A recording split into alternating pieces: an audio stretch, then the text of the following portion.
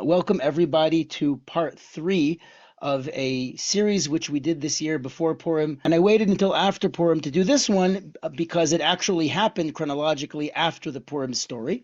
And also because it's not directly related to Purim, other than the fact that it came afterwards and perhaps because of it. But it's the Persian period in Israel. So I'd like to go over that and just clarify where we are chronologically, because it's very confusing to some. We hear about the Persian period and we hear about Purim and hear about Cyrus the Great, and it's a little bit jumbled up. So I'd like to clarify that and then zoom into our topic. So let's first of all start with a bit of a timeline, which I'm happy to send you afterward. I'm going to send you the recording anyway. And this timeline basically highlights the 4 stories that we have of the Persian Empire in Tanakh. And there's a lot of other stories that don't show up in Tanakh, but are there. Like we know that Alexander the Great defeated Darius III, but he's way after our time, and the Persian period is sort of continues into there, and that's Anshe Knesset Agdolah, the men of the Great Assembly, and Ezra. Like, all these things are happening, but we don't really talk much about them in Tanakh. This is where Tanakh ends. So Cyrus the Great was the first Torah that we had, and he allows the Jews to rebuild the temple in Jerusalem, which they begin, but then it's sort of left hanging because of political issues until the time of Artaxerxes, which is today's Torah. So that's Cyrus the Great. Jews start going back from Babylon. Then we have Darius the Great. That's basically right after Cyrus the Great.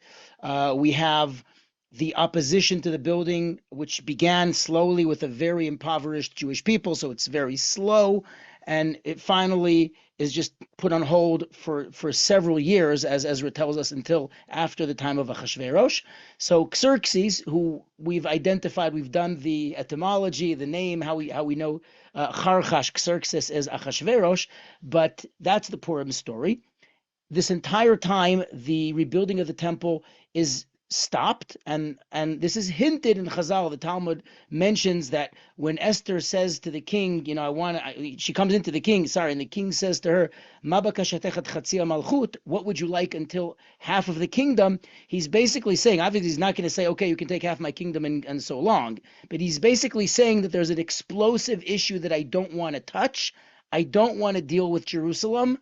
That's the kind of thing that was on Ahasuerus' mind. He's trying to be a populist. He doesn't want any political issues to arise, very contemporary. If you think about the world powers and how they treat what's going on in Jerusalem, I don't want to touch that, right? And finally, that changes with Artaxerxes, which is Ezra and Nehemiah. They lead the people to rebuild the walls of Jerusalem and resume the building of the temple. This is the end of Tanakh, right? This is where we're at. So this is what we're talking about today. Here's a basic map of the Persian Empire with, throughout the 210 years of the Persian Empire, there were 3 different capitals and centers. So it started off in Babylon. That's where Cyrus the Great conquered and ruled from. And then we have Shushan, Susa, and Persepolis, which we visited, and the road from Susa to Sardis, which is a very important road. We mentioned that the quote, "neither rain nor snow nor heat nor gloom of night," on the New York Post office comes from the description of this road. So that's a really neat little factoid. And there's a lot going on here. So we've covered this. Now I'd like to focus specifically on where we are at. So here's our map of the ancient Near East, courtesy of the Bible Lands Museum, Jerusalem. And I'm highlighting the 3 important centers for our story. We have Yerushalayim, we have the Jews of Babylon, and Babylon is, the Jews who were exiled to Babylon, many of them stayed there after the Cyrus proclamation. Only about 42,000 Jews actually came back. The majority stayed in Babylon, and Babylon was then conquered by the Persians, but they're still in Babylon, right? So there's a lot of Jews in Babylon at the time, and Shushan is where the story of Ezra and Nehemiah is happening before they come to Israel. So we're going to cover a little bit of that, okay? So we've spoken about Cyrus the Great. Here's Cyrus the Great conquering Babylon. You may be familiar with the iconic painting of the Tower of Babylon. It's one of those famous ancient Near East paintings. So here it is in the background. And Cyrus marches into Babylon and basically takes it over without a fight, which is what we covered on the first episode. and the tomb of Cyrus the Great, which is a massive complex, which was described in length by Herodotus and later travelers, and which Alexander the Great paid great respect to. So this is all stuff that we've covered. All right. The Cyrus cylinder is what takes us into the story of Ezra and Nehemiah. The Cyrus cylinder, as many of us know, it's a very familiar document. We covered this in the first tour and a little bit in the second. It's in the British Museum. It's a very tiny little piece of clay that was found in Babylon because that's where Cyrus actually ruled from. And what it basically says is something that's very similar to the opening words of Ezra or the closing words of Tanakh. And I'm just going to quote two of those psukim before we go to the places. So the first verse in Ezra, or the second one, the first one is basically describing when this happens. I post the psukim in Hebrew, by the way. It's a lot easier for me to manage, but I will just transliterate for the purpose of the Torah. So says Koresh, the king of Persia. All of the kingdoms of the world have been given to me by the God of the heavens. This is very much the way in which the Persian kings speak. So he commanded me to build him a house in Jerusalem, which is in Judea, in Yehuda. And we're going to come back to that being the name soon. If there's anyone here amongst my people who, my people in my kingdom who belong to his nation, may his God be with them, and they shall ascend to Jerusalem, which is in Judea, and build the house of the Lord of Israel, who is the Lord in Jerusalem. Now, the Cyrus cylinder really has nothing to do with this. It has to do with the people of Babylon who were brought there by the Babylonians. But it's a very similar policy and a very similar way of speaking. It's you're reading the same text, except here is his attitude towards the Jews. There it is towards the Babylonians. People were brought to Babylon in exile, but it's favorable. It's supporting of their national God and letting them build their temples and serve their God in their way under the auspices of the empire. That's basically the idea, and that's why it's so important. So this is our introduction to the period of time called Shivat Zion. The Persian period, named after the song that we sing by the rivers of Babylon, Al Narad Bavel, we say, Et Shivat Zion Ainu Kecholmim. We say this before benching, before Birkat Hamazon. So the period of the Persian period in Israel is known as Shivat Zion. It's a very famous name. So everyone in Israel, when you say Shivat Zion, this is what they mean, the Persian period. And this is a picture, generated by AI, but basically you see the ruins and rebuilding and the leaders of the community trying to bring the people together. And just so we get an understanding, this area, this map, it's another one of those biblical maps. It says there Palestine, it's an old map, under the Persians. And it shows you that Judea is this small area in red. It's very small. And it's surrounded by enemies or hostile people. The Samaritans to the north, who at first wanted to join forces with us and were told by Ezra, no, you're not really one of us. They hold a grudge until today. The Samaritans who live in Shechem and in Cholon, if you talk to them about Ezra, they don't like him. That's a topic for another time, but the Samaritans still hold a grudge for Ezra. He's the bad guy. And that's what created the significant historic rift between the Samaritans and the Jews. And along the coast, we have the Phoenicians, we have other people who were inhabited there. So we're small, and we don't have a king. This is the Persian period. Now, I want to take us to the map. And here is our Google Earth, our trusted map, which hopefully will not freeze and crash like it did 50 times today. Here's Shushan, and we're going to go there soon. Babylon is right here, and we spoke about Galut Bavel, the Babylonian exile, and now we're coming back. That's Shivat Zion, and here we are. And we even have a surprise visit to the very southern border of Egypt at the time of the Persians, which has something to do with Pesach. You might be familiar, but either way, it's going to be a very exciting discussion. Okay, so this is where we are. Now, there is one site in Israel which is revisited in many of my tours because it's a very important site. It's the second most important site in Israel, in ancient Israel, after Jerusalem. It's near Beit Shemesh, and it's called Lachish. It's about 45 minutes from Beit Shemesh. Lachish is basically one of those fortifications, one of those fortified cities which control the passage from the coast, which is basically Philistine, into the hills, which is the Har, which is Mamlechet Yehuda, and then further up north Israel. So this is a very important city. It was destroyed by Sancheriv, it was destroyed by Nebuchadnezzar, and it also continued to be a fortified center in the Persian period. And I'm mentioning that because of something we did at the end of the first tour, which is we mentioned a discovery from the Persian period. So right here on the very top of the Lachish, we see a square pilaster, a base for a pillar, which is very similar to this Persian style we see in other places. The picture was taken from somebody standing on top of the other one. So here it is. And once I think it was the British who dug here. I don't remember 100%, but once they dug, it's in the excavation report, but they had to remove everything and dig deeper to find out the earlier area levels, like the Babylonian and the Assyrian and the Judahite and the Canaanite. So they had to go deeper. So this is all that's left of there.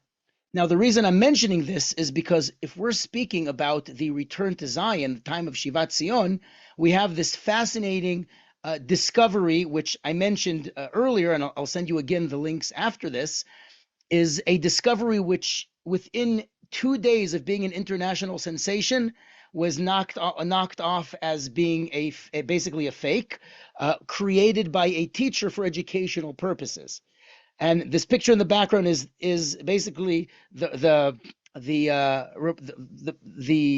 I keep forgetting the word, not a field day, when you have like all the reporters come together. Misibati Tonaim. So it was basically a journalistic, it was a big deal. It was a whole event, and they were gathering here. And I remember following the posts of Professor Chagai Miskav, who is like one of the top experts. He fell for it, and then he came out, behoda'ah, like admitting, I made a mistake. We needed to take a little bit of a closer look.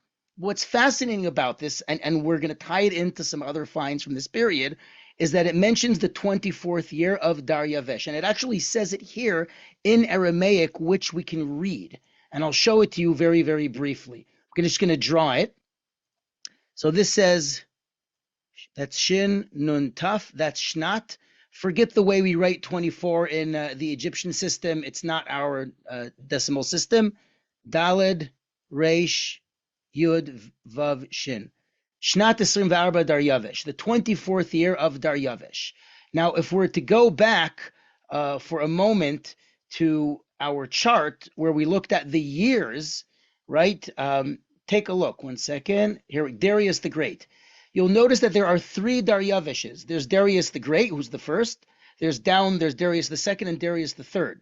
Now, while these years are in BCE, so we're going backwards, 522 to 485, the other 2 Dariuses don't rule for that long. Darius the third ruled for 4 years. Darius the second ruled for less than 15 years.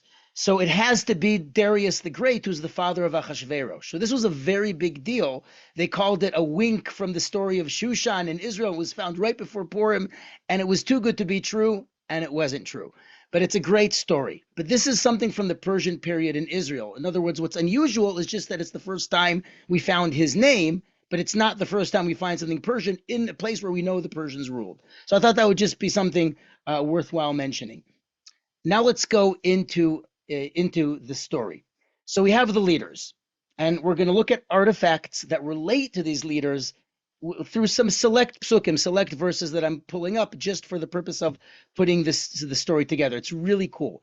So the leaders of Shivat Zion, and this picture, which was AI generated, shows you Ezra. I'm not quite sure what he's wearing on his head, but he's speaking into a microphone, and he's at the kotel. With some Muslim build. Basically, I didn't overdo the correcting it. I erased some stuff from here, but I figured it's kind of fun. And here he is speaking to the people. So in Ezra HaSofer, Ezra the scribe, who was a Kohen, we know that Ezra was very integral to what we call Judaism today, like instituting the way we make blessings, brachot, that's Ezra and Sheknes Tagdolah.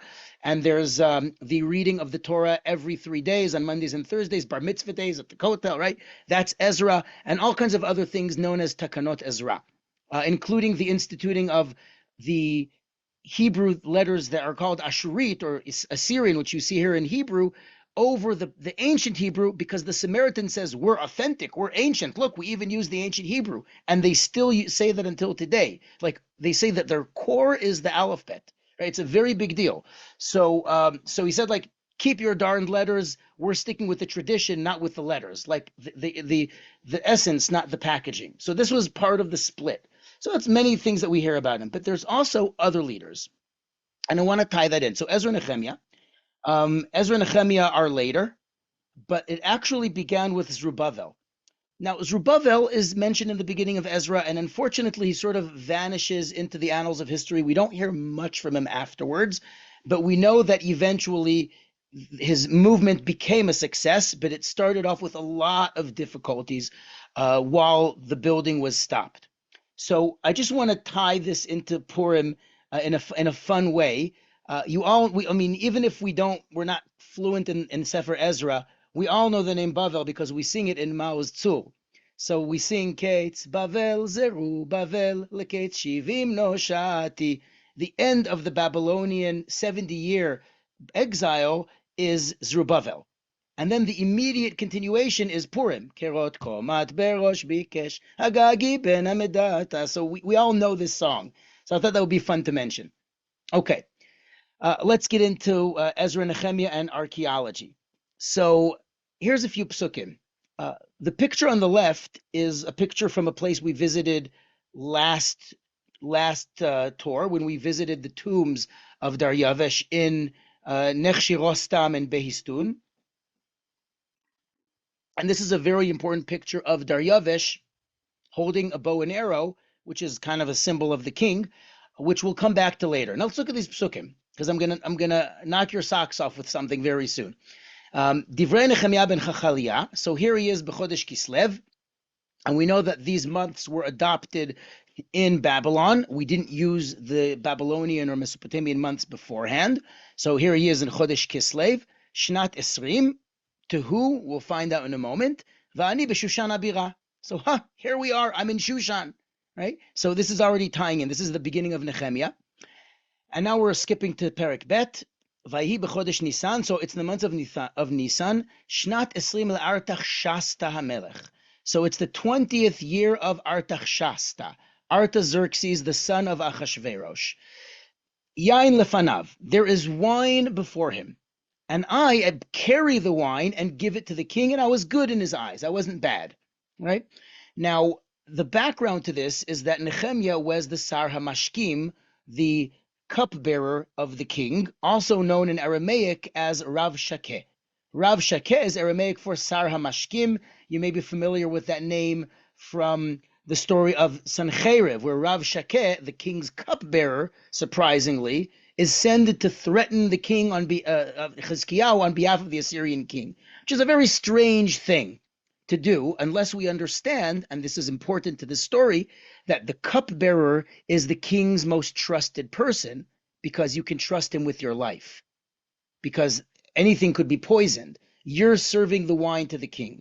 So the fact that he states, I wasn't bad before the king, and yet I looked really grumpy and sad because I heard about what was going on in Yerushalayim and it's all destroyed, right? The king is suspicious because just like the airport security in Israel, they profile people. They look at how you look and how your facial expressions are, and they try to get you to be a little bit nervous and to see how you respond, because that could basically give away if you're planning to kill someone, right? If you're planning to kill the king. So the fact that he's looking grumpy and unhappy while he's serving the king is dangerous. So he has to give the king a good answer, and he tells him, listen, I got news of what's happening in Jerusalem. How can I not be sad? So the king sends him to Jerusalem with an army to go and rebuild Jerusalem. So that's basically, in a nutshell, the story of Nehemiah.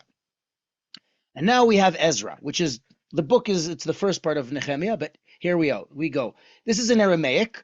That's because it's the diplomatic language of the kingdom, and we'll actually read some stuff in Aramaic. It's going to be a lot of fun.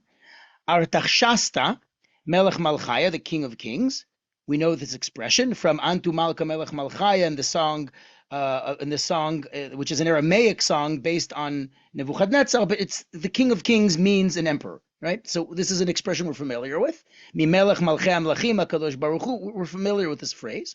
LeEzra kahana safardata. Ezra, the Kohen, who is the scribe of the religion or the Torah of the Jews, and so on and so on. And he's basically saying anybody from my kingdom, from Israel, Kohanim and Leviim, can go with you to Jerusalem. That's all I needed you to see.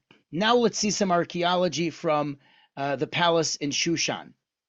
Here is something that if you've been to the Met recently, you may have seen. In fact, right now it's in the Louvre because this part of the Met's under construction, but this used to be in the Met's Ancient Near East department. And we saw this in the second tour. Here is a raiton on the left. So right on the left, I know. And on the right is a fiale, a drinking bowl, because you're reclining when you're drinking. So it's a lot more comfortable to drink this way. And this bowl has an inscription on it in cuneiform. And here's what it says. I switched it to Hebrew, even though I could have switched it to English just as well, but I was just teaching this in Hebrew. Artaxerxes, the great king, the king of kings, the king of the lands, the son of Xerxes, son of Darius the king, the Achaemenid. In his house, this silver bowl was made. Now, ain't that something? This is a silver bowl used for pouring wine in the house of Artaxerxes, while Nehemiah was the one doing it. Was he the one who poured this one at that time? I wouldn't go that far to say we know that, but it's really cool to see these things put together. All right. Now, I'd like to take us to, before I take us there, I have a few, an introduction before we go to Elephantine to Egypt. We mentioned in the first tours the inscription, the Behistun inscription. I see it's backwards here. The Behistun inscription, Behistun. The Behistun inscription is the trilingual inscription by Darius the Great, who's seen here as the largest figure, third person from the left, who's telling the story of how he ascended to the throne against his enemies. And here they are before him underneath the god of Persia, or Mazda. So this is Darius and the Behistun inscription. And the Behistun inscription is basically the trilingual inscription, the equivalent of the Rosetta Stone, which enabled us to decipher cuneiform. Everything we know about cuneiform in ancient Near East studies comes from here. And this was translated into a fourth language here in Aramaic on this papyrus, known as the Behistun Papyrus. In other words, not only did he write the story on the wall, he also sent out letters in different languages throughout the kingdom to tell people what he did. It sounds like the closing words of Esther. It's like the king basically made it famous in every language throughout the kingdom, so everybody shall know his greatness. Right? Very, very befitting. And one last thing I'll show you before we go to Egypt is this this inscription on the left is an Aramaic papyrus from the time of Artaxerxes. We're actually going to read parts of it together. And on the right is a Greek inscription from Darius the Great. So when I say in many languages, it's not enough to just see three languages all in cuneiform. We also saw hieroglyphics in the previous tours. And here we see Aramaic and letters that are Hebrew letters and Greek. So we see 6 different languages so far, and there are others. So this is really neat. And now I'd like to take us to Egypt to discuss the Elephantine Papyri. So let's go to Egypt, and then we'll come back here to this story. Okay.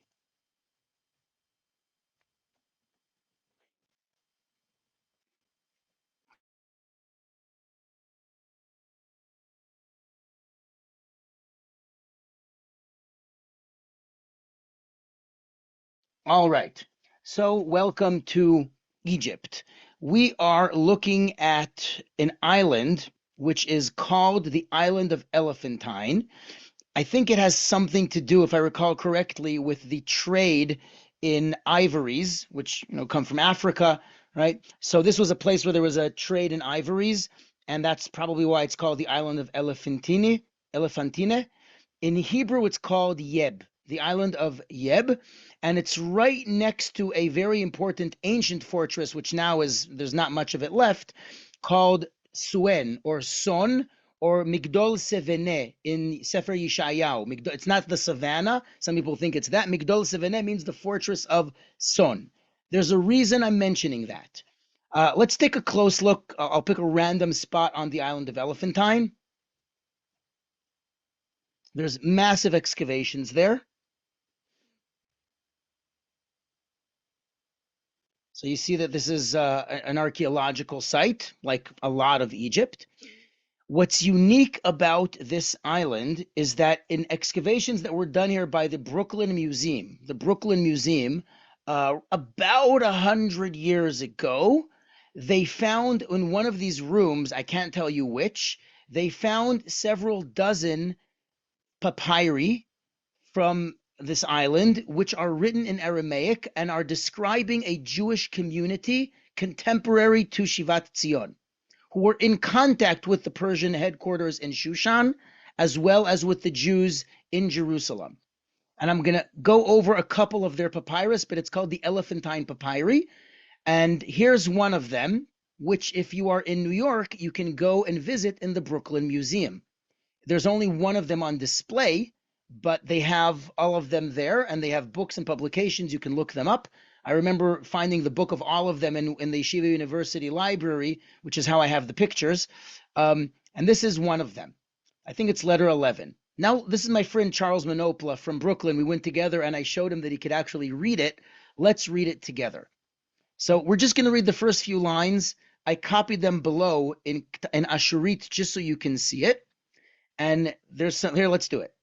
So it goes like this: Yerach Tchot, the moon, the month of Thoth, who is the Egyptian moon god and scribal god. It's one of the names of their months. Shnat Arba, year 4, Artaxshas. So this is year 4 of Artaxshasta. Now the numbers here are an Egyptian system like the one found in Lachish. These are not the decimal system that comes from India. That's why it doesn't look to us like 4. Right? But this is what it is.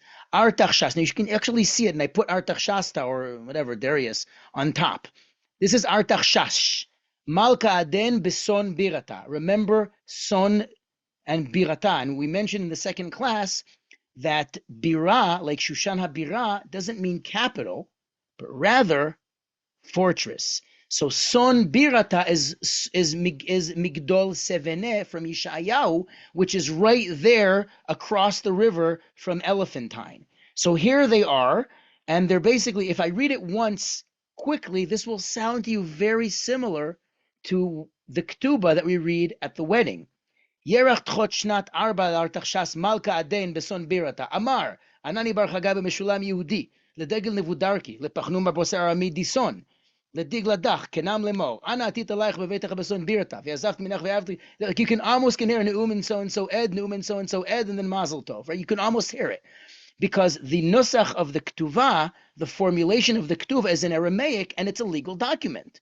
Legal documents have the date, have the location. So said so and so, son of so and so, to so and so, son of so and so. I will do this and this and this and that, and then la la la la la, and you have the signatures, right? And this is basically a loan of grain, and he's basically saying this is Anani Bar Chagai Bar Meshulam Yehudi. I don't think I need to convince you he's a Jew, right? Ledegel Nevudarki, from the family of Nevudarki, to Pachnum Bar Boser, who was an Arami in Son. So he's from Sien, Ledigladach, you to your family, as follows: I will bring to you in your house in Son Birata, and I will loan from you, and I will give you so and so, and give you back so and so. And it goes on and on and on, and then there's signatures. That's it. That's basically what this whole thing is. And then there's some signatures at the end. It's really cool. This isn't the coolest letter, but it's still a cool one from the Elephantine Papyri. The second one, which is, I wouldn't say controversial, but I would say there is a devil's advocate, which I will bring up. But let's first of all bring up the cool stuff. It's called the Passover Papyrus, Igeret Chag Pesach. The controversial part is not really controversial. The part that's debated is the reconstruction of it, which makes it so exciting, correct or not? So I'm required to tell you that, but let's see how it was reconstructed. You can Google the Passover Papyrus. So here's what it says. I just made it in the Hebrew letters because it's easier. To my brother Yedaniah and his friends, the Jewish soldier, this is your brother Hananiah, and it's very fragmented, so we're trying to put it together. Today is year 5 to Darius. From the king, I'm sending to so and so forth. So this is year 5 of Darius. In other words, this is before Achashverosh, right? And he's saying and it goes on and on. It's missing some parts. Count to yourselves 14 days in Nisan, and on the 14th, in the evening, make Pesach, and from the 15th to the 21st in Nisan, make Chag HaMatzot. Do not eat, only eat matzah. Don't do any work on the 15th until the 21st of Nisan, and then it goes on. Don't drink any alcoholic beverage that's shechar, that has grain, and no chametz, etc., etc., etc. Any chametz that you have, hide in your room. Now, a lot of this is reconstructed, but the basic idea of this letter, I skipped a few parts, they're basically asking Darius for permission to be exempt from conscription, from military service under the Persian Empire on Pesach. So they're explaining how Pesach works. So they're going through Jerusalem, they're going to the King Darius. It's a really cool thing. And we read more. There's other discussions about this in the Elephantine Papyri. I don't want to take too much of your time, but I thought this would be really neat to see that in Shivat Zion, not only are there Jews in the Persian Empire who didn't come back, but there are Jews who are soldiers in the Persian army who are forced to be in the southern border of Persia, Kush, and they don't have a choice. But they're asking to be exempt so they can keep Pesach, and they're in contact with Jerusalem. This is a really neat kind of story. Okay, so that was the island of Elephantine. Now I'd like to take us to Yerushalayim. It's going to take a few moments to load. One sec. Okay. Now, we're going to go to Yerushalayim and take a look at Yerushalayim from the Mount of Olives. And here's why. We know this gate, right? The gate of the Eastern Wall. This is known today as Sha'ar HaRachamim, or the Golden Gate. It was built by Suleiman the Magnificent, and shortly after its construction, about 500 years ago, he sealed it shut. Again, political issues. I wouldn't say it's the same thing as Cyrus allowing the building and then it getting stopped, but there were tensions and issues, and he sealed it shut. And in fact, this Muslim cemetery was built there in part to prevent Jews from reopening that gate and rebuilding the temple. Some of these graves aren't even real, right? You can go on tour there with my father. He knows the ways around. We're Kohanim. So I did the tour with him once. Now, the reason I'm mentioning this gate, let's go to the Mount of Olives to get a better view. Here we are, Mount of Olives. See all the tour buses there? And we are looking at the Dome of the Rock, a direct view from the Mount of Olives to the Dome of the Rock. Now, this has a very important significance, and in fact, it has something to do with the parsha we just read, Parashat Para, which has to do with Para Aduma, and I'm not referring specifically to the ones from Texas that came to Israel. I don't know what's going on with those. But the halacha is that when you burn the Para Aduma, you burn the red heifer, we're supposed to be standing on the Mount of Olives and looking through the eastern gate directly into the Holy of Holies, which means that this is roughly where the gate used to be in the Second Temple period. And the name of this gate is Sha'ar Shushan. This is in the Mishnah in Midot. The reason it's called Sha'ar Shushan, the Shushan gate, is because the decree that allowed us to rebuild the temple and finish the walls came from Shushan. So we have appreciation for where we came from and who granted us this permission. So Sha'ar Shushan would have been somewhere around here. And unfortunately, we don't have any remains of it, but this is more or less where you'd be looking at. This is Sha'ar Shushan. Second spot around Jerusalem, which has to do with the Persian period. And this is right below the Temple Mount, what's known as the Giv'ati parking lot. Let's go in. Back in the 1980s, it was called the Giv'ati parking lot. It hasn't been a parking lot since. Now, this entire area right outside the Kotel is a massive excavation, and every year they're uncovering new things. I was just there this summer in the conference where they talked about some new stuff that they found here. This encampment, this tent here, is covering what is believed to be a villa built by Antiochus. So that's more about the Hanukkah story. I think we may have covered it, that they found shingles, which changed when shingles were first introduced into Israel by like 200 years, closer to 3. But we also found there's something really interesting, and that's what I want to show you about something that was found here. let me just quickly switch to the other screen.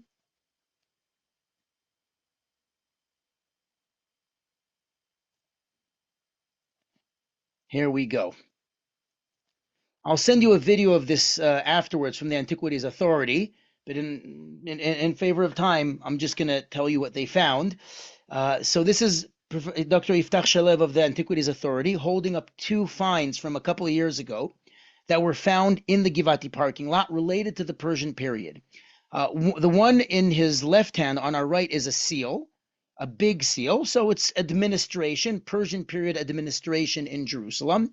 But the one on the left is a seal impression by a picture of the king. Let's take a closer look. This is a picture of Achashverosh sitting on the throne with his footstool, and we've seen this in the treasury in Persepolis. We saw this in the second, possibly also on the first tour, I don't remember. And the picture on the right is mirroring that. Let me just draw on top of that, but here it is. So the king is sitting on his throne, and there's something in front of him, and you see that the seal is there again, a little bit tilted on the side. Basically, it was signed twice. Something pretty big. You saw the size of it in his hand, right? It's pretty big. Something was signed with a royal seal attributed to the king, one of the king's ministers, one of the governors. That was found in the Givati parking lot. Another thing that they found, which I really can't show you, I don't have pictures of it, but they found bones of fish, which were identified as, I think, also catfish, which apparently the Persians ate. But they found fish in Jerusalem. Now, why is that significant? Because that's where you had the Kiddush Club, and all people were eating their herring. No, but seriously, because the previous concept of the Jerusalem by archaeology was that in the Persian period, Jerusalem was very downtrodden, very simple, very poor. It wasn't such a big deal. The Tanakh plays it up a little bit, right? Because it's important, it's Jerusalem. And when they found these indications of royal administration in the city, but on top of that, they found fish bones, they understood that they have access to fresh fish being brought from the coast, which is a hallmark of wealth. So small little things, as we say, one person's garbage is another person's treasure.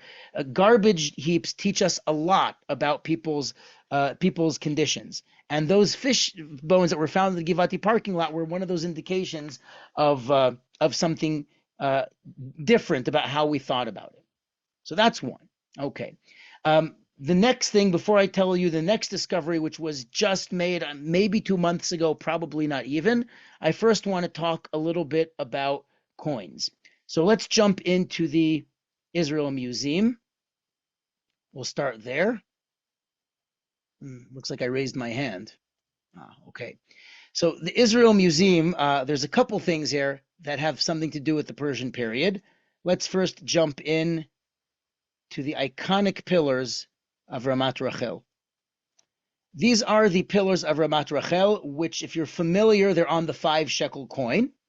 They have nothing to do with the Persians, but they come from Ramat Rachel, which has a lot to do with the Persians, and that's what I'd like to take you to.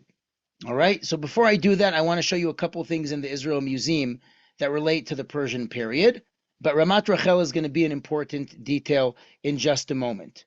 So, one second. Here we go. Next room over. You'll see here's Achashverosh. You've already seen him, but the title here is Under Persian Rule. Tachat Shilton Paras. Now, this small little area, very, very modest, this small area in the Israel Museum is all about the Persian period. You even see remains of a bronze throne of a local governor from Samaria, such as Sanballat, we read about in Nehemiah. So it's the same design as the Persian throne, except these were from a local governor in Judea. And there's lots of silver here that was used for the feast, but this was found in Israel. So you can think of Nehemiah talking about having to host 100 and something people every day as required by the king, right? So you have to host all these dignitaries and so on and so forth. Here's the map of Judea. And the fun thing is these tiny, tiny little dots. These tiny little dots are actually coins. And I want to talk to you now about coins and their names and how they have to do with modern Israel. So let's hop over to the part about coins. Here we go, coinage. So we have this picture on the left, which I mentioned we're going to see again. So that's why I kept on using it, because these coins on the right are coins of the Persian king. They're known as darics, or similar to drachma, adarkon, but they're not the Greek drachma. They have to do with, we'll get into their linguistics in a moment. So we're going to get to these gold and silver coins, and they have something to do with a discovery which changed what we know about coins in Israel, which is a discovery that was just recently made, just a few weeks ago, a month, maybe two, I don't remember exactly, but very recently. Kind of like one of those too good to be true right before Purim, but this one is true. But let's talk about the smaller coins first. So, as you know, the coins in Israel all have pictures of ancient coins. Archaeology, mostly coins, but like we saw with the 5 shekel and Ramat Rachel, it's a picture of a pillar, of a capital. But otherwise, most of the pictures on the coins in Israel from the 1950s until today, the lira, the pruta, the shekel, and the shekel chadash are all based on ancient Jewish coins. The shekel that we use today, the 1 shekel denomination, is based off the shekel Israel from the Great Revolt, which is in the background. And the lira and the shekel are both based on both sides of that old coin. But that's for another time. I just wanted to use that as an introduction. This is the tiny dot that we just saw in the Israel Museum. And hold on, I'm just going to bring a book that has to do with it.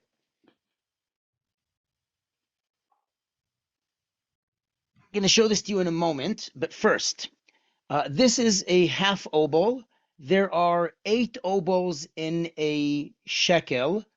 In other words, this is a very small coin. You could lose it. I don't know how we even found it. It's so hard to find, but we found dozens of them, if not hundreds of them.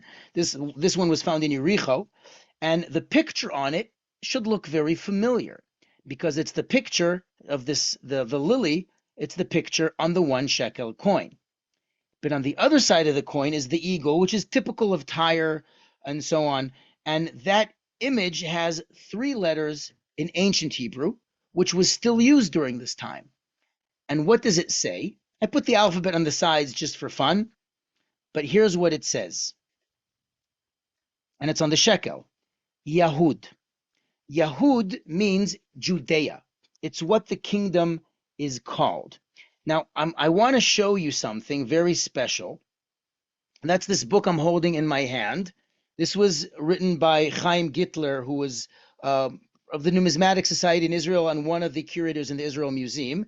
This book weighs a ton, and it's all about, see, there's the letters, Yahud. It's all about the Yehud coinage, and it's a serious scientific study, but it's a lot of fun to look through because there's all these different Persian coins of different types with different pictures, and here's all the Hebrew inscriptions on all of them, what they say. This is Hebrew. Like one of them says Yechizkiah, Pecha. So there's this guy Yechizkiah, and he's signed on different things. And here's the other ones that are imitations of the Greek Athens coins with Athena and the owl, except they say Yahud instead of Athena for Athens. So this is a whole study of the Persian period and the different kinds of coins. And I mean, there's tons of study. Like you can actually go into detail and know which ones were made by expert craftsmen and which ones were basically cheap knockoffs and which one were. So it's really neat, this whole study of coins.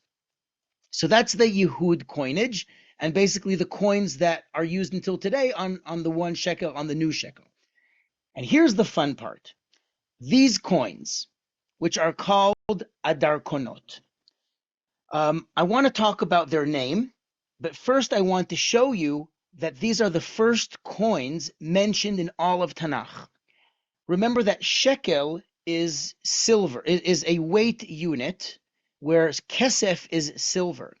Shekel kesef simply means a measurement of silver, a weight of silver, which is why, for example, when Avraham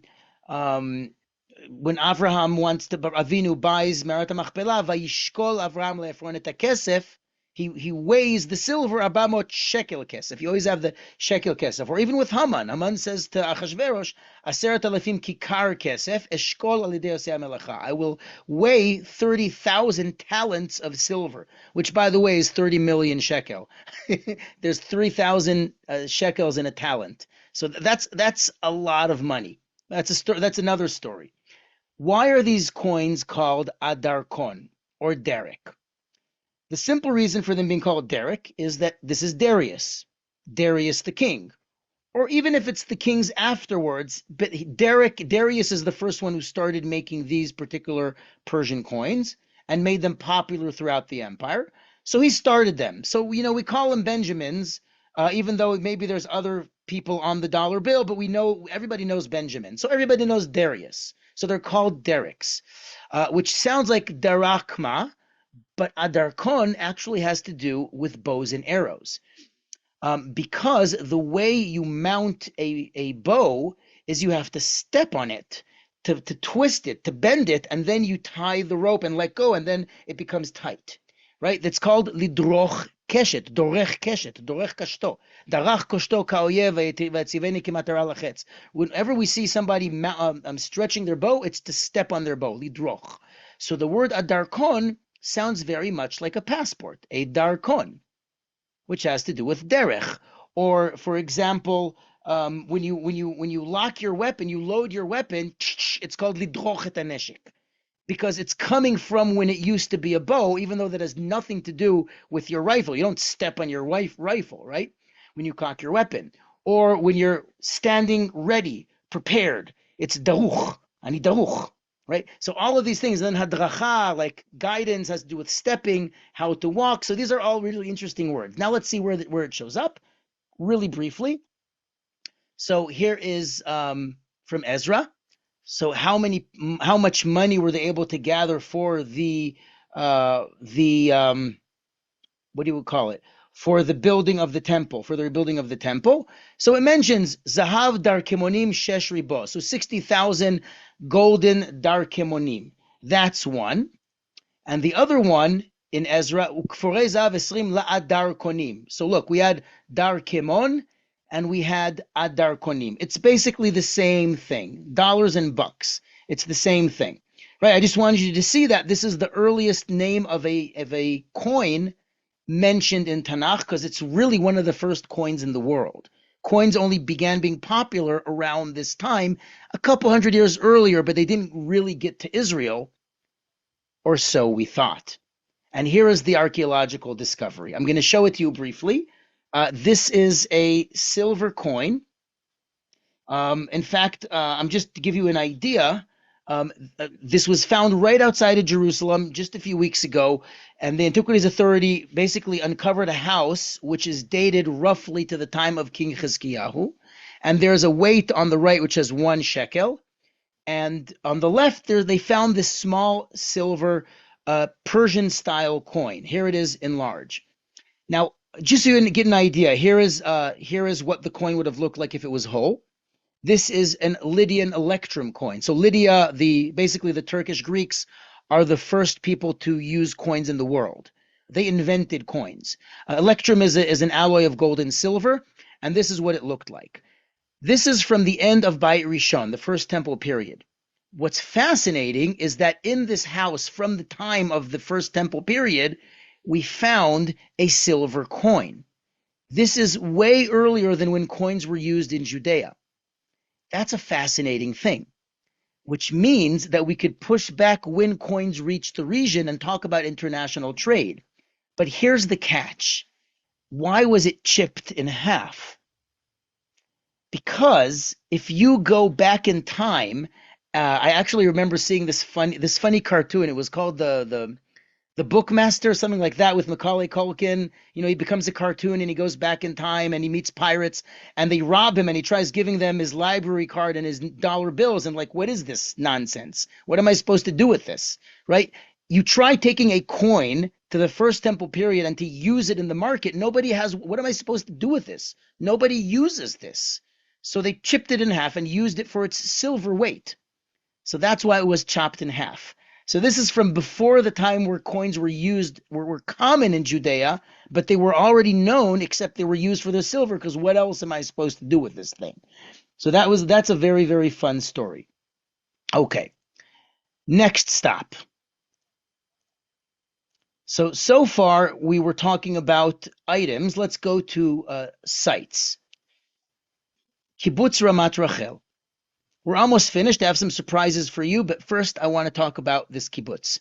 So Kibbutz Ramat Rachel is overlooking this highway. You could sort of see it. This is Derech Hebron.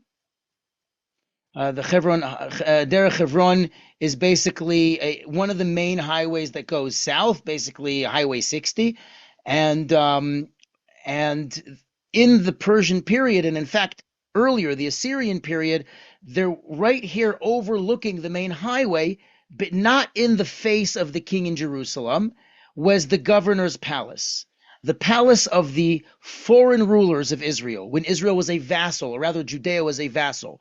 So from the time of Achaz, Chizkiyahu, and all the way on into Babylonian periods and Persia, the governor was stationed here off the main highway, so it's controlling Jerusalem, but it's not in our face. It has the respect of the people saying, like, we know the king here is loyal to me, but you're loyal to your king. We don't want to be in your face. Just pay your taxes.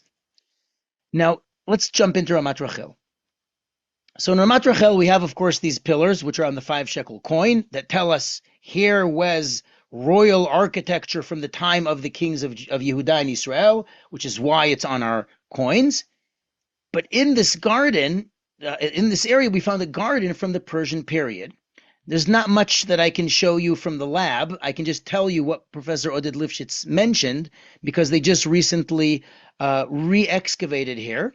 So there's not much to see here. But these were basically houses and a palace, and there was a network of canals for irrigation for a fancy garden. Now, in order for the water in the pool and in the canals to stay, you have to seal it with plaster. What Tel Aviv University did a few years ago is they scraped off some of the plaster and sent it to the lab with the hopes of finding pollen or other botanical material that can be detected that was there when the plaster was still wet, when it was just laid down. And it did not disappoint.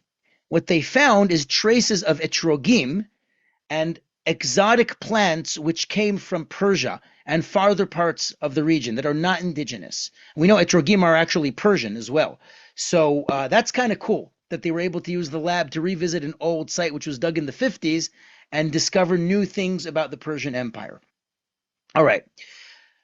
So now to our, we're going to start ending. I would like to talk about the transition from the Persian period to its equivalent in modern Israel, when we came back to Israel in 1948 and we established a state, in 1967 liberated Yerushalayim, and how we looked at the Persian period as an inspiration for these things because of the similarities. Not only the Cyrus Proclamation and the Balfour Declaration, and that was a very known parallel, but even the symbology that's used. So let's go to the Knesset, and I want to show you something really neat. I'm sure you're familiar with the menorah park in the Knesset, a gift from England. This menorah I think it was donated by or in the presence of Herbert Samuel. It houses 67 scenes in 3D from Jewish history. You can read a lot about it online. It's really cool. But it's the symbol of the state of Israel. The menorah is the symbol of the state of Israel. But why is the menorah the symbol of the state of Israel? That has to do with the Persian period, not the Roman period, even though we usually tend to look at the menorah because the menorah comes from the Arch of Titus. So let's get into that. I'd like to explain this by way of introduction, talk about the prophets, the Nevi'im of this period of time. So we have the ruler, Zerubbabel, and there's a reason that the leader, not the ruler. The reason I'm mentioning Zerubbabel will become apparent soon. Now we have the prophets of Shivat Zion, the last prophets in Tanakh, Haggai, Zechariah, and Malachi. Haggai, Zechariah, and Malachi are mostly about encouraging the Jews who stayed back in Babylon and Shushan, encouraging them to go to Jerusalem and go to Israel, and also to send words of encouragement to the Jews who have gone, who are enduring very difficult hardships and constant attacks from their surrounding the surrounding neighbors and poverty. It's a very difficult time, right? So you could see the parallels to coming to Israel when you're going to be living in tenements, as opposed to now where you can buy a penthouse in Netanya, right? It's like it's a very different environment for the people who came to Israel earlier on. So this is some of the parallels, as we'll see. So we have Haggai, Zechariah, and Malachi. Now, the image that you see here on the 100 lira note, known as a Herzl, is the symbol of the state of Israel with the olive branches. There it is on the top. And this symbol, as we know, comes from the Arch of Titus. But it's just the externality. It's the choice of which menorah to use, because we took the concept of our destruction and the humiliation of the Jews, which was what the Arch of Titus is about, and we turn it into the symbol of our rebuilding. But where did the olives come from? That is from Zechariah. And it's the Haftorah that we read on Shabbat Chanukah. And I'd like to bring that up, and then we have one more stop in the Old City of Jerusalem. 2 points in the Old City, but that's going to be our last stop. So here's this vision, which I tried my very best to create with AI. I had a lot of bloopers, but this was the best I could do. And you see that Zechariah is wearing glasses, but I'm just going to let that slide. Okay, so Zechariah has this vision. And in this vision, this is basically what he sees, right? So let's go through some of the psukim. I'm going to paraphrase. So this angel wakes him up in this vision as a person who's waking up from his sleep, and he says, Ma taroeh, what do you see? So he says to him, well, there's this golden menorah, and it has like something pouring, oil on top of it. There's a rock on top, etc. And it has shiv'ah nerotei aleh. The menorah has seven wicks. Shiv'ah v'shiv'ah mutzakot lenorot shel rosha. So there it is, 7 candles on top of it. U'shnayim zeitim aleh. There are 2 olive trees on it, one miyamin hagolah and one al smolah. So there's one on the right, one on the left. That is the vision of the symbol of the state of Israel. But why did we choose that vision? So, sir, would you please explain to me what this means? And this is a bit of a bizarre conversation, because the malach, the angel, then says to him, don't you know what this is? And I say, no, I said I don't know. Would you tell me? He's like, well, duh. Obviously, what it means is Zed Dvar Hashem el Zerubbabel. This is God's message to Zerubbabel, who is now in a very difficult situation. Lo b'chayil ve'lo b'choach, ki im beruchi amar Hashem tzvakot. It is not by the power of arms or weapons, armies, or force, but rather by God's Spirit. And what does that mean? Mi ata har hagadol lifnei Zerubbabel lemishor. Even if the obstacle before you, Zerubbabel, is a mountain, it will be flattened out, and then the whole vision of the stone will come out, and everything will be great. This vision is the vision that was chosen for the state of Israel. It's the first time in Tanakh that the menorah is used not as a description of a vessel in the temple or the Mishkan, but rather as a symbol. It's the first time the menorah is used as a symbol. And the menorah with the olives is a symbol for the endurance of the spirit, not through force of arms. And that is the story of the Jewish people, who have survived without having an army for thousands of years. And yet here we are. So that's why this vision from Zechariah about Zerubbabel, which we read on Hanukkah, was chosen as the inspiration for the emblem of the state of Israel. And now I'd like to take us to our final stop, which again has to do with the modern return to Zion, which is 1948 and 1967. Here we go. First stop, Mamilla, or rather Jaffa Gate. So these are the walls which were built by Suleiman the Magnificent, Jaffa Gate, and here's the entrance, the hole that was blown through the wall by the Ottomans, so that the German well, Wilhelm II could come on his horse. But anyway, here's Mamilla. You all know where we are, right? And these walls were basically destroyed in 1948 by the Jordanians. And this was a no man's land. You could not walk here. You would be shot by the Jordanians in Jerusalem. So this is where basically the city line went. The city line, the Kava'ir, which was the border between the Jordanian ruled Jerusalem and the rest of the country. When we came back to Jerusalem in 1967 and rebuilt the walls, we put in a dedication here underneath the original Suleiman the Magnificent dedication, right here. And what it reads is so poetic. It is so beautiful. So let me give you some background, and then we'll read it. So this is I just have to share this because it's such a great picture. You might recognize the Chorva Square in the old city. This is a picture from the 1990s. Ignore the fact that it said 1000s. It's supposed to be 1990s. So from the 1990s. This is a picture of the walls of Jerusalem made by my neighbor Yehudit Siddiqman. And it was basically made, I think it was in honor of Yom Yerushalayim, if I recall correctly. I was a little kid. What do I know? But it was a lot of fun. And I still remember waiting for her to, like, there were these ropes around it to keep the kids from stampeding and charging into this massive thing that she'd spent hours building.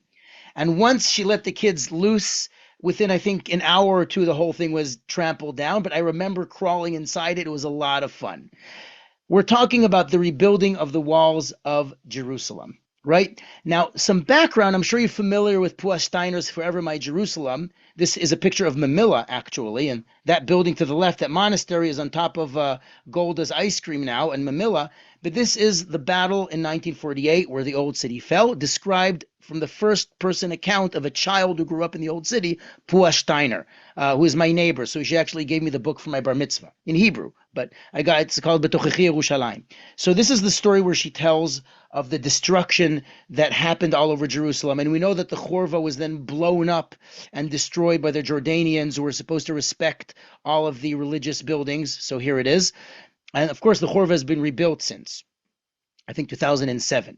So now the walls were rebuilt after 1967, and here is the plaque. I'm going to superimpose it with text so it's going to be easier to read, but this is the picture, and here's what it says. Biyom Asara B'Tevet Hei Tavshin Lamed. On Asar B'Teves, 1970, Hushlam Tikun Chomot Ha'ir, the completion of the walls was done. And it quotes Nehemiah, Alta Arucha L'Chomot Yerushalayim. The walls have been healed, the walls of Yerushalayim. This is the major event in Sefer Nehemiah. Now, the beautiful thing about this is, what does Asar B'Tevet signify to us? Remember that in the beginning of the end, Asar B'Tevet was when Nebuchadnezzar lays siege on Jerusalem. Nothing happened yet, but the beginning of the end was then, when he laid siege. And we're moving 2,500 years forward, and we're talking about the completion of the walls that were destroyed by Nebuchadnezzar, quoted in Nehemiah, and we're revisiting that from the Persian period, from Shivat Zion again. It's a beautiful thing.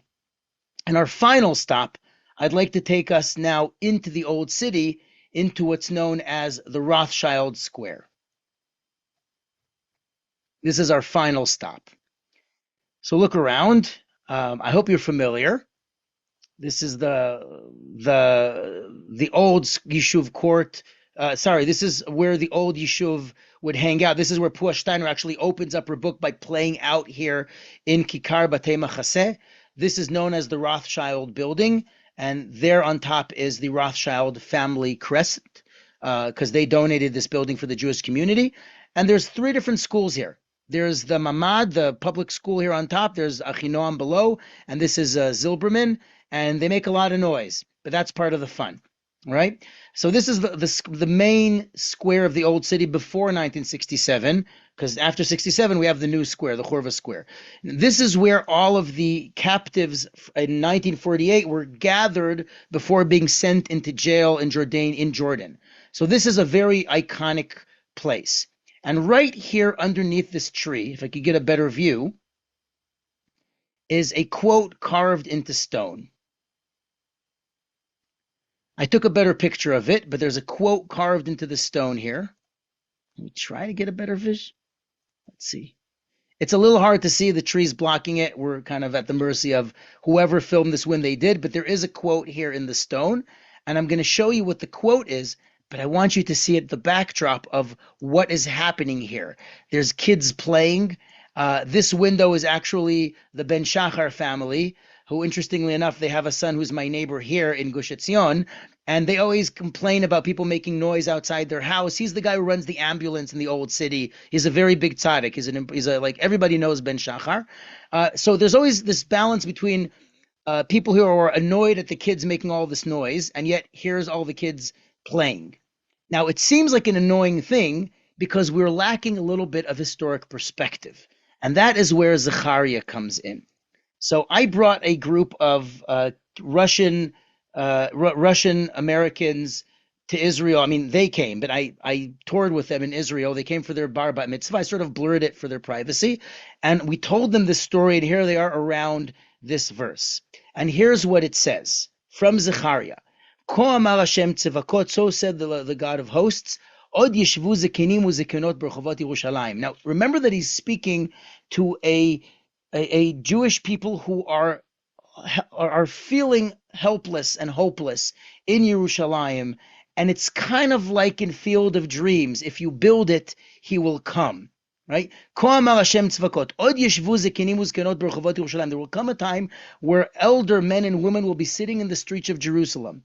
And they'll be leaning on their walking cane from old age. The streets will be filled with boys and girls playing. That is exactly where we are today. But Zechariah was saying this to the people of the Persian period of Shivat Zion who felt helpless. And he said to them, hold on tight, because before you know it, this place is going to have so much life and vibrance in it that your problem is going to be complaining about the noise without realizing what a miraculous state we're living in. And that's really where we are today. We have to take a step back and appreciate where we are today, because with all of the problems that we have, and we have a lot of problems, but look where we are, like we're back home. And yes, the world's out to get us, and it's a dangerous place, but look how far we've come.